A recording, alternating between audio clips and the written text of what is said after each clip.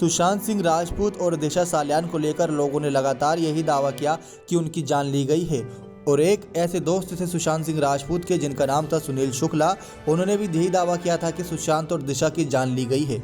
Media leading website से बातचीत के दौरान सुनील शुक्ला ने दावा किया कि सुशांत के निधन एक जान लेने की साजिश के तौर पर रचा गया। शुक्ला का कहना है कि जांच एजेंसियों को सुशांत सिंह के ड्रीम प्रोजेक्ट से जुड़ी आनंदी धवन और दिशा के मंगेतर रोहन जोए से पूछताछ करनी चाहिए। बता दें दोस्तों, आनंदी धवन वही है जो सुशांत सिंह राजपूत के ड्रीम प्रोजेक्ट में जुड़कर बढ़ चढ़कर हिस्सा ले रही थी और काफ़ी काम भी कर रही थी।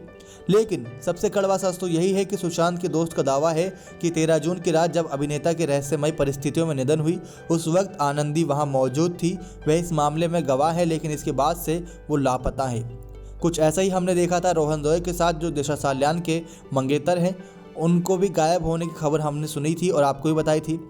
शुक्ला का दावा है कि दिशा और सुशांत के केस आपस से जुड़े हैं। शुक्ला के मुताबिक दिशा को सुशांत के पूर्व मैनेजर के रूप में जाना जाता है, लेकिन सुशांत के साथ वह जुड़ी हुई थी।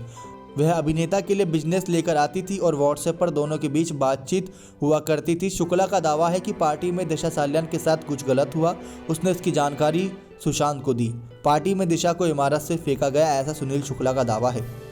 लेकिन उन्होंने आगे कहा कि सुशांत के रहस्यमय निधन के बाद से आनंदी धवन लापता थी। वह 13 जून की रात सुशांत के फ्लैट पर मौजूद थी। वह इस निधन की गवाह है, लेकिन वह अभी भी लापता है। सुनील का कहना है कि आनंदी का कोई सोशल मीडिया अकाउंट नहीं है, इसलिए लोग उन्हें कम जानते हैं। लगता है कि वह अंडरग्राउंड हो गई है।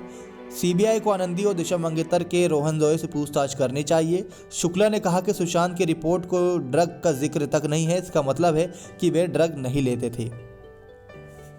नेक्स्ट 9 लाइव की रिपोर्ट।